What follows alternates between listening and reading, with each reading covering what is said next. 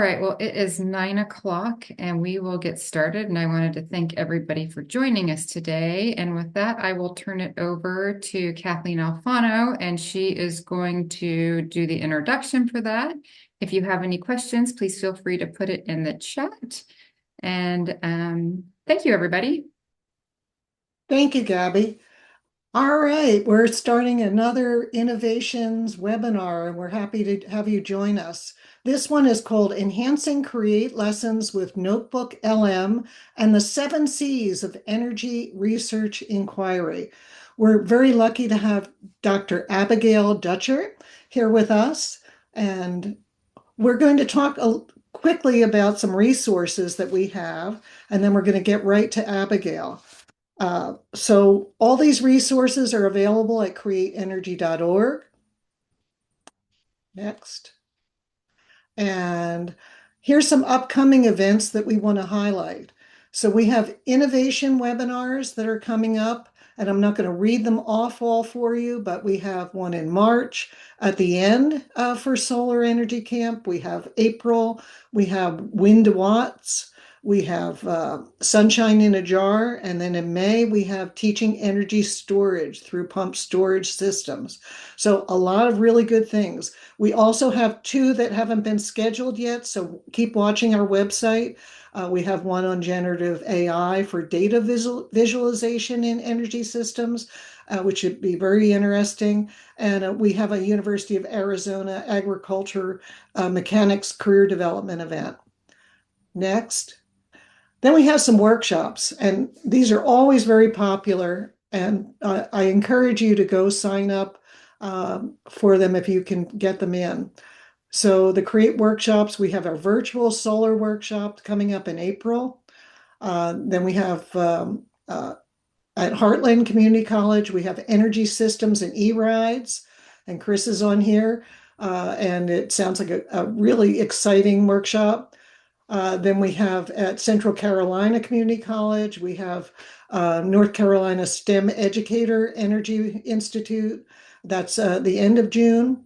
And then we have at Madison Area Technical College, we have our Solar Institute and also another one on solar plus storage. Very popular workshops, and they're both in July. And then we always are supportive of KidWin, and we have the KidWin virtual workshops. In April, we have a marine and hydropower workshop in April. So with that, I want to get to our presenter, Dr. Abigail Dutcher. I want to do a short introduction of Abigail because she has a really strong background that she can bring to this. And she's the program chair for Bachelor of Science secondary program and Mastery Module Design General Ed courses at Indiana Wesleyan University. She leads competency-based program development, faculty collaboration, and the design of practice-centered learning experiences that emphasize mastery, scaffolded fieldwork, and alignment to professional standards. And I want to emphasize her doctoral work was in AI, supporting pre-service teacher lesson planning. She has a lot of background in curriculum development. And so get ready with your questions, and I'm going to turn it over to Abigail. Hi everyone. Thank you so much. First of all, I just want to thank Create and the Create team. You guys are always so wonderful.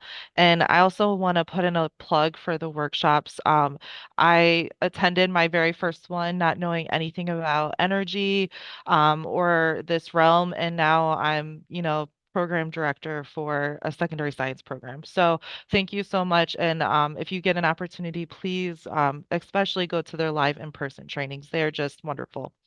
So in chat, I did put a link to my slides and a planning tool that I use with my pre-service teachers. And also feel free if you have questions to either unmute or put your questions into chat. So I really want to talk about how I use Create Lessons, especially in the higher ed and with in-service teachers.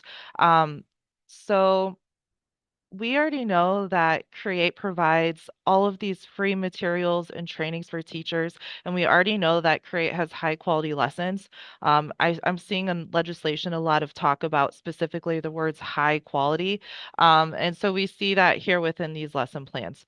Um, and so this session is really going to talk about how to extend the lessons that are already created and available to teachers into deeper research projects that align with a lot of initiatives that we do see in legislation across the states. Um, Okay, so I'm going to kind of breeze through some of the legislation and requirements that are happening in teacher education. So I work with pre-service teachers and I also work with in-service teachers, and I help them integrate these lessons into their classroom. And one of the biggest things I hear from teachers is we don't have time. There's so many of these like legislation requirements. One of them is the science of reading, which comes from research by Scarborough's Reading Rope. And basically, the science of reading states that in order to have skilled reading, reading is basically a mix of language comprehension with background knowledge, vocabulary, language structure, verbal reasoning, and literacy knowledge, as well as the components of word recognition, which are phonological awareness, decoding, and sight recognition. And all of those components together, interwoven together, are what create fluent and skilled readers. So, what does this have to do with Create lessons? Just because all teachers are really getting a push to teach reading, which is great. Um, when I'm working with teachers specifically on the Create lessons, um, one of their biggest things is I don't have time. I need to teach these reading standards, and I always tell them you do have time, and they actually integrate very, very nicely. Um, so one tool that I created for my pre-service teachers to, after this is either to use before they teach the create lessons or to use after they teach the create lessons. Um, this is the reading tool that I have them use. So on this crosswalk, I have all of the reading strands that are based on the reading research that are being shown in legislation and that are being required of teachers. So we see the background knowledge, vocabulary, language structure, all of those that I had read off. And then at the top, I have a list of create lessons. So for example, if you're a teacher and you are teaching verbal reasoning, you can see how that specific lesson integrates with that specific reading skill. So maybe I want the Pathfinder lesson and I want to work on literacy knowledge. I know that the literacy knowledge I could emphasize is how to actually read the Pathfinder, focus on charts, and do the diagrams. So kind of those text features. If you click on there, um, it just gives a little bit more information on like what students could actually do to access that reading component. Reading the charts and diagrams is a big part of the reading skills. So I did want to just provide that resource because especially the pre-service and in-service teachers have used this to help them integrate the reading content and the reading concepts as they're going through the lessons.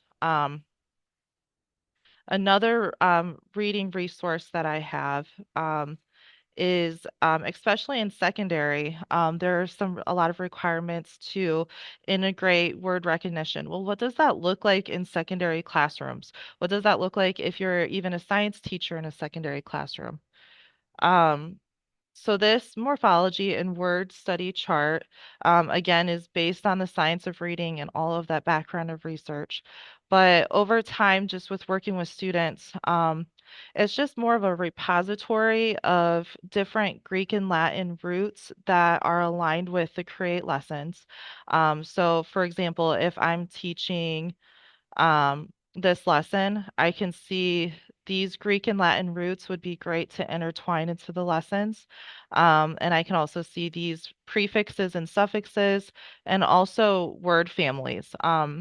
So again, more ways to intertwine the reading and getting the content in as well. Um, The next tool I have on the lesson planning tool is a reading level adapter. Um, actually seen a ton of interest in the lessons, especially in the later elementary, middle school realms. I've seen this tool is where the pre-service teachers can take some of the content from Create, can upload the file, and can adapt the text. And then you click on the different lexile. So that way it can be adjusted to your students' reading levels. Um, again, my students will use these either before teaching the create lessons to build some of that background knowledge, develop the morphology and word study skills, or sometimes they'll even use it after the lessons just to extend some of the verbal reasoning, extend some of even just how they're able to talk about what they read about, what they learned about, maybe build onto higher levels of vocabulary. The next area that I wanted to talk about, again, based on research, is writing. So the writing rope is very similar. It's a synthesis of how to teach writing research. And basically, we know that writing has these different strands as well that are needed in order to know how to write. So critical thinking, syntax, text structure, writing craft, and transcription. So all of these pieces together are what culminate into having fluent and good writers. And again, writing is another push that we are seeing in a lot of the states. And we're starting to see in legislation. The science research that I showed earlier, I'm going to say most states have integrated that. And then the writing research, it's slowly coming down the pipeline. So the writing crosswalk that I created just to help my pre-service and in-service teachers integrate these lessons into writing courses. I have as well on the lesson planning tool. Um, so for this, you see the lesson at the top, and then at the bottom or on the side, you see the different writing strands. So if you're trying to teach specific, maybe text structure. Maybe you're focusing on cause and effect. This very first solar PV lesson would be a great lesson to teach those cause and effects text structures. So again, not replacing the create lesson, but taking the create lesson and either front loading it or providing extension activities after. Um, so my goal for this was really to provide like resources for those of you who are integrating the create lessons. Um, so again, like maybe I'm teaching this battery lesson. I know that I have this critical thinking skill, again, more cause and effect. Here, reporting would be one. Um, the transcription, having students record, electrical notation. So just some different ideas that could be integrated into writing.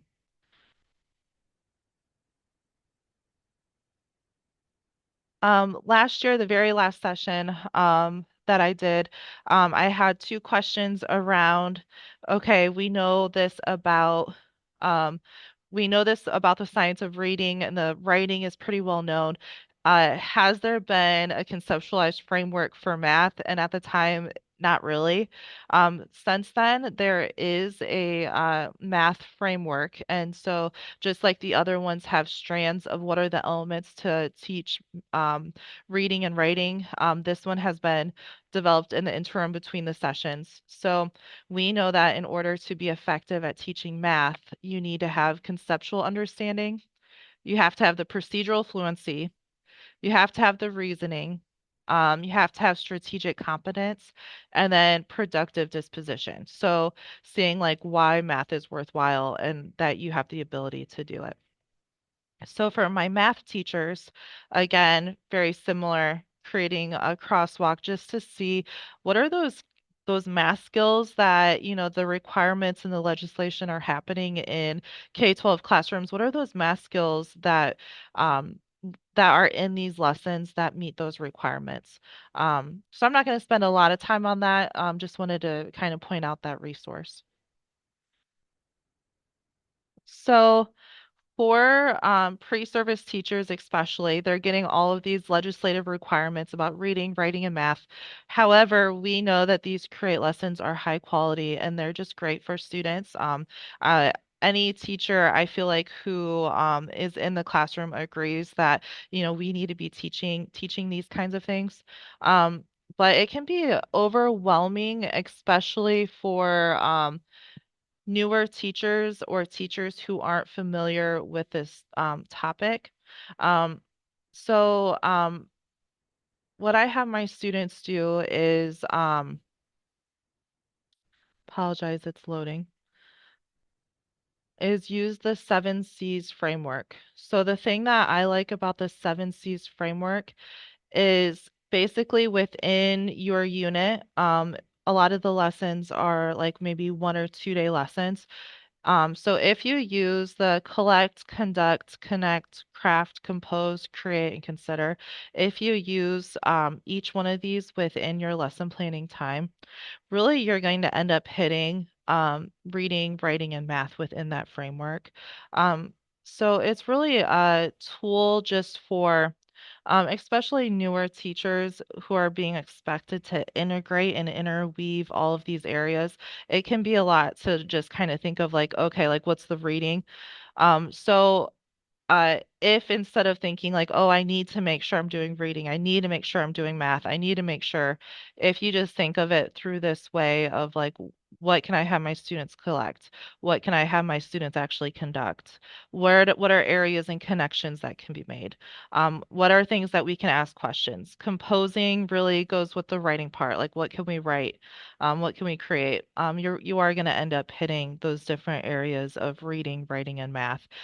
So just as I've worked with students, this seemed to be an easier way to help them make sure that they were, yes, using the create lessons just because they're wonderful, high quality lessons, but then also resources to help them front load and at the end of lessons, interweave those literacy and numeracy concepts that are required, especially for, your elementary, middle teachers. And I know in the state of Indiana, like literacy is a huge requirement even in the secondary classrooms.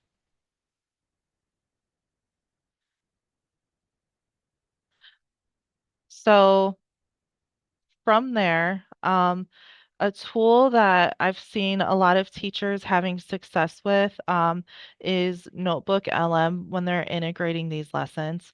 Um, just as a quick show, um, just because I don't have a lot of time, how familiar are we with the tool NotebookLM? Maybe just type in chat familiar, not familiar, basic.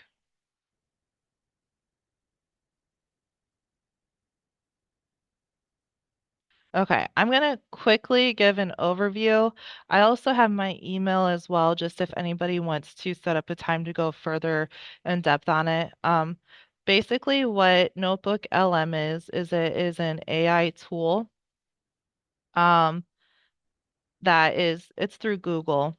Um, but it's a tool that I just made a fake account just for this. But it's a tool that can really help students, especially when we're talking about lesson integration. So on the left-hand side, you can upload your sources. This was a project I was working on this morning. So I just uploaded my sources.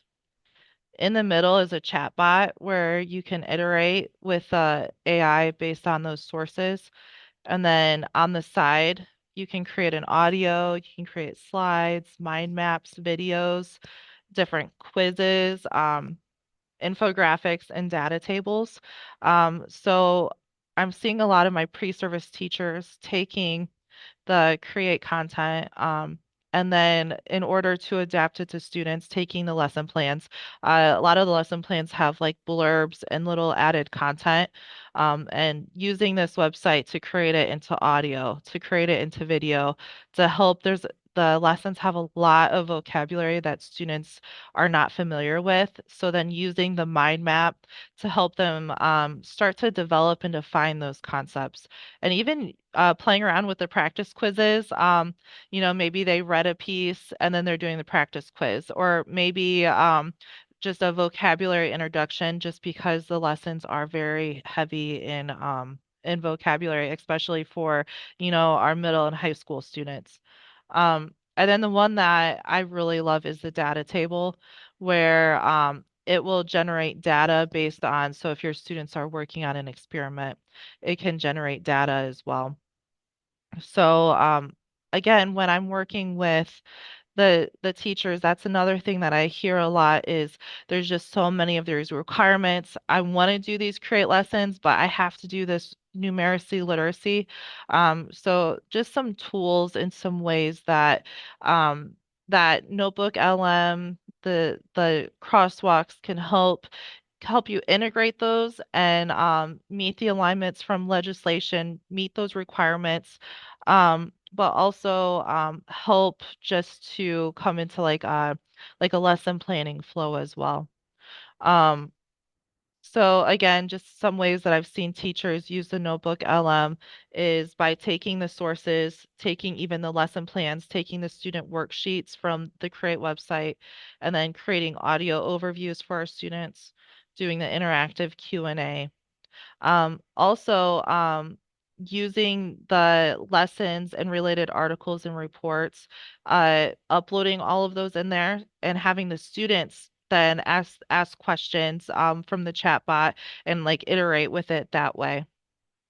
Um, so I have some examples here again, just kind of like as a resource um, of like what are some different things that could be done. Um, so again, the audio overview, creating a study guide. So maybe you're getting ready to, you've done a whole bunch of solar lessons in a row, and you're getting ready to have some kind of final unit culminating project or assessment. So using the Notebook LM then as a way to create a study guide and a study tool where they'll get the instant feedback. Um, and then I did have a list of some other resources as well. And again, the Notebook LM, like the 7 Cs in the Notebook LM aren't a requirement. It's just working with a lot of teachers, the students who are thinking of lesson planning through the 7 Cs and then also using the Notebook LM seem to have a more streamlined approach to the integration, just because sometimes it is a little bit easier just to have like a work cadence and a work system to happen. So if you have not used Notebook LM, I really encourage you to go on and check it out. The very last thing that I created for my students while they're integrating the Create lessons is the chatbot on the lesson plan template. So here they just it's a chatbot I created where they just tell the chatbot like what Create lesson they're working on, and then they can iterate back and forth through the new chat on, okay, how am I gonna what can I do to integrate it into reading? What can I do to integrate writing? Math, cross-curricular. Maybe what are some of those pieces that I should ask my students for Notebook LM? Just because when students are going through the lesson planning process and they're getting ready to integrate these lessons into classroom, it just gives an extra layer of support for them when they have those questions. And I've actually had a lot of experienced teachers go on here to use this as well, just to get some ideas of how they can extend and move the lessons even further and branch them out into bigger projects. So I know that was a lot, and I did a ton of talking. My big goal was to really provide resources, so that way you can go through them, hopefully have some tools. And I really do. I have my contact information here as well, and feel free to reach out with any other questions. I'm so grateful to create. My students have loved integrating the lessons. I've seen a huge, just even thought process and thinking pattern with students as they're going through and using these as well. Um, so I did want to take the last few minutes just if anybody had any questions, thoughts, or anything like that.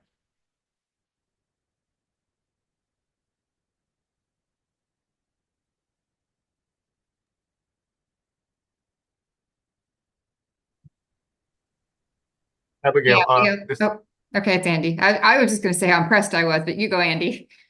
no, I really this is just a this is you've covered a lot of things that I am not familiar with, and I just really appreciate you kind of bringing these to light because I think they are, some of us from the other side are kind of more on the energy side and this and using these technologies and these kind of these methods for enhancing the lessons is the part that we are least comfortable with, and so bringing Mhm. this in and sharing this with us is it's just tremendous. Thank you very much. Oh, you're welcome.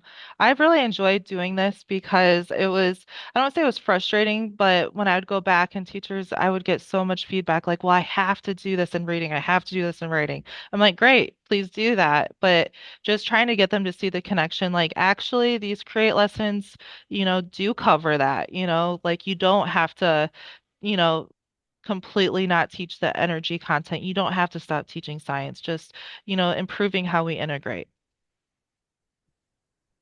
Yeah, Abigail, I was going to kind of echo Andy and just say, I'm still on the early stages of learning how these AI tools work, and it's been a long time since I was in a high school classroom, but I did teach high school for 5 years back Yeah. 3 decades ago, and I just wish we had had these tools back then. It would have made it so much easier to align our curriculum to the standards and competencies that we're, asked to teach and make sure we're covering our bases. And I just hope that, I obviously haven't been closely engaged with secondary education prep in many years, but I hope that all the universities are aware of this and teaching all their upcoming instructors how to use these tools because I mean, what a time saver for Yeah. educators. 100%, 100%. Yeah, I got really excited about that Notebook LM and all the stuff that it could do and the work that you've done. I mean, you've obviously put, I mean, an enormous amount of time in, and so thank you for doing that, and I appreciate that. But it's really exciting to see all of the things that you've done and that can be done. Yeah. And it's also been really exciting. I think one of my favorite things too, with kind of working with some of my pre-service teachers and service teachers, is even seeing that the connectivity between the teachers in general. So just like if, the English teacher knows that the solar lessons happening in science, you know, helping front load with some of those morphology or reading or writing. And it just takes a lot of time, I hate to say it, to sit down and do that level of planning.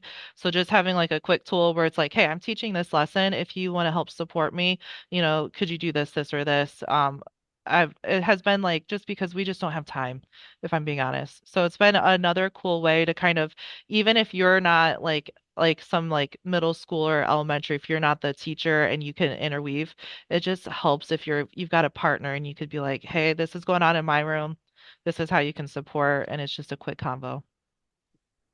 Yeah, I can see tremendous benefit for teachers that are trying to teach cross disciplines, Yeah.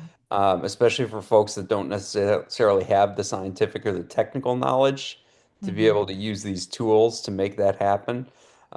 Also for people that maybe are involved in a team teaching situation where they have sort of complementary but not identical skill sets, I can see Hmm. where these tools would be super helpful. Yeah, and it's been very helpful too. I've gotten a lot of really good feedback from special education and English language learner teachers, just because maybe the whole class doesn't need, to really focus on their reading skills. Maybe, a lot of the kids are at grade level, but we know that this small group gets pulled, then, the other teachers know how they can support and, just there's more alignment.